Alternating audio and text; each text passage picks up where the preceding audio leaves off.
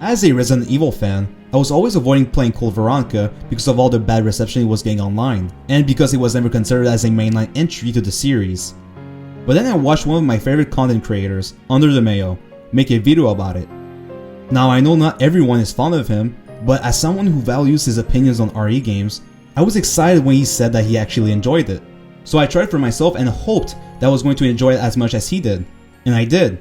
I enjoyed it a lot. Now I wouldn't say it's perfect, it isn't, and we'll get into that, but I would say it's one of the better Resident Evil games for sure. In this review, I'll go into why the game is nowhere near as bad as people make it seem it is.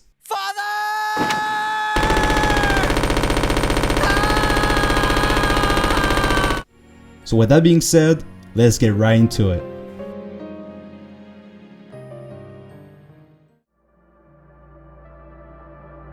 The first thing I noticed while playing is the large number of enemies that are thrown at you. I like that since it frequently encourages you to avoid them instead of wasting your ammo. Admittedly though, the game offers you more than enough ammo at times to beat the game entirely without too much trouble. And that's coming from someone who's just beaten Code Veronica for the first time. On my first playthrough, I don't know how this happened, but I somehow completely missed both automatic rifles and the Magnum. Perfect. And yet, I was still able to beat the game with this loadout. Now, I'm not saying the game is easy, because it wasn't at all, but I'm saying though, that the game can feel completely off balance at times. And that's saying something if even I, a brand new player, noticed these things without even knowing what I was really doing. And yeah, I must confess that I knew beforehand how powerful the explosive arrows were, but my point still stands. I still missed crucial resources that would have helped me significantly on my first playthrough. And I was still able to beat the game without too much trouble. That's excluding the boss fights, of course. And while we're here talking about balance, I'd like to point out that the explosive arrows can pretty much destroy every boss in this game. I was able to defeat the final boss with them, but if you look on YouTube, you'll see people destroy pretty much all the bosses with the explosive arrows.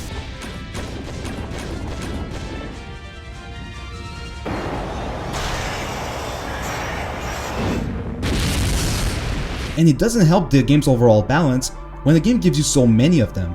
Way more than you'll ever need, in fact. I can't imagine what my first playthrough would have looked like if I had discovered all the weapons I previously missed. It would have been a cakewalk, that's for sure.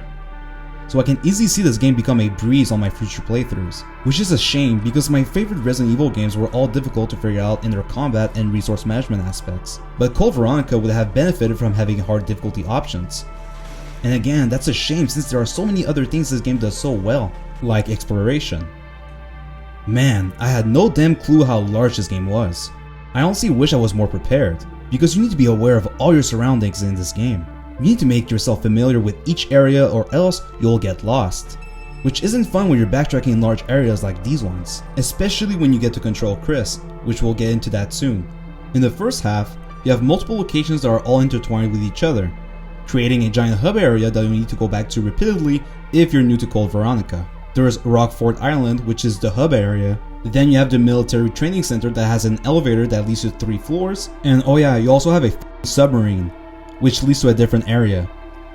But honestly, despite my distaste for the overwhelming number of times you have to backtrack on your first playthrough, I am extremely happy with how much emphasis there is on exploration this time around. This felt like a classic Resident Evil to me.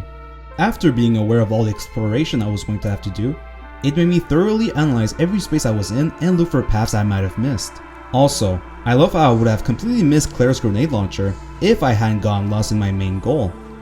And it would have made future boss battles, like Plane Tyrant, nearly impossible to get by. This is the kind of stuff that makes these games hardcore.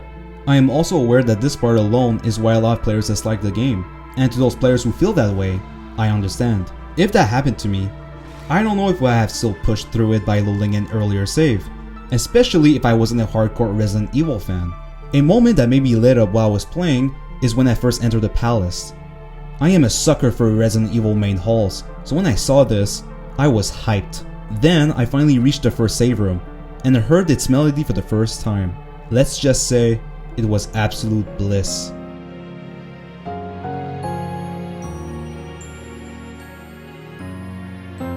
By then, I was completely sold on the game and couldn't wait to explore more. I love that you don't immediately solve this area either. I already said this, but you must repeatedly go back and forth to each area because you're constantly finding a key item that can be used somewhere else in a different place. The size of these levels are just insane. Now, I felt lukewarm about the enemies overall. Zombies are zombies, they're just as painful as they've always been.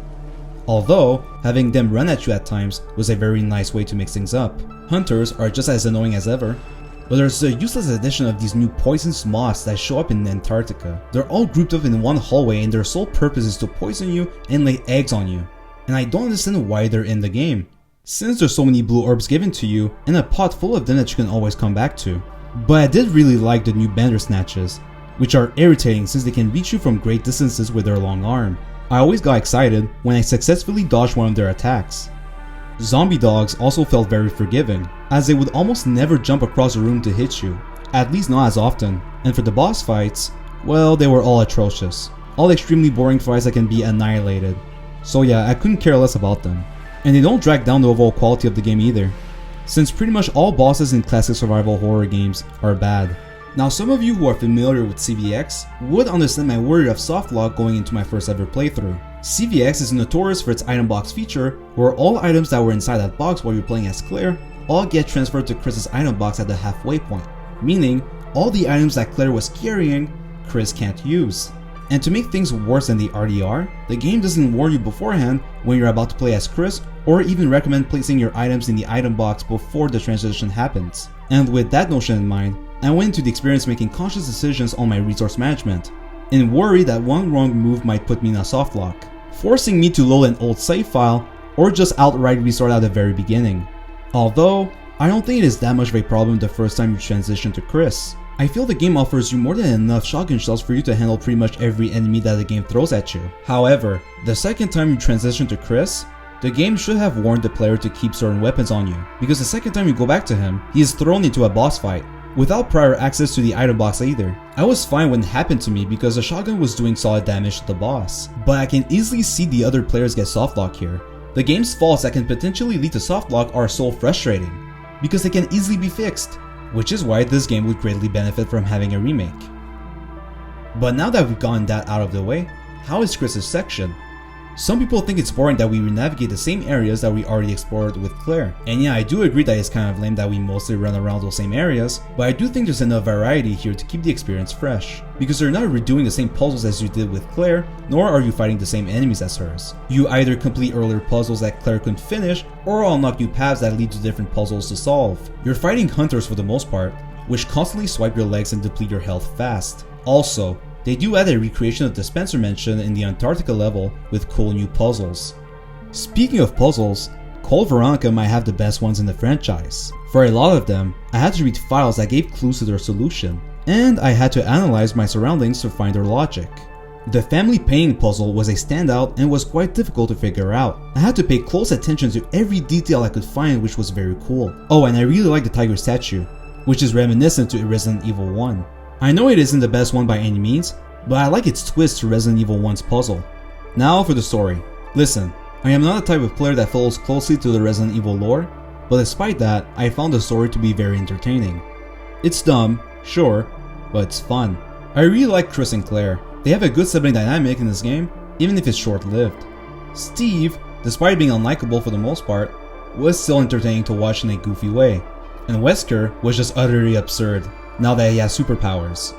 But that's all I got for today. Resident Evil Veronica is a great Resident Evil game, just one that has many fixable issues and doesn't change the formula in any significant way. But the ambitious level design, puzzles, and exploration make this game an absolute must-play for Resident Evil fans. It's an 8 out of 10 for me. Thank you all for watching, and I'll see you next on the Resident Evil Resident Evil 0 review. Sorry. Later.